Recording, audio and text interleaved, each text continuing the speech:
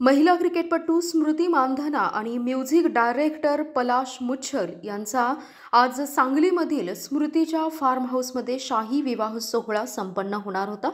त्यांच्या लग्नातील विविध कार्यक्रम गेल्या 3-4 दिवसांपासून सुरू आहेत। त्यानंतर आज थाटामाटात लग्न होणार होतं, पण आता एक धक्कादायक बातमी समोर येतेय।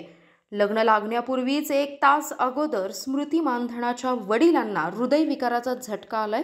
त्यामुळे त्यांना तातडीने जवळच्या खाजगी हॉस्पिटलमध्ये हलवण्यात आलंय। त्यांच्यावर अतिदक्षता विभागात उपचार सुरू असून स्मृती मानधनासह कुटुंबीय हॉस्पिटलमध्ये दाखल झालेत। तसेच सध्या तरी त्यांचं लग्न रद्द झाल्याची माहिती मिळतेय। स्मृती आणि पलाश यांचा संध्याकाळी 4:30 वाजता लग्नाचा मुहूर्त होता।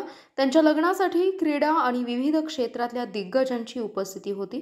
मात्र आता त्यांचं लग्न रद्द करण्यात आल्याचं समोर आलं असून लग्नस्थळाच्या ठिकाणी डेकोरेशन काढण्याचं काम सुरू आहे।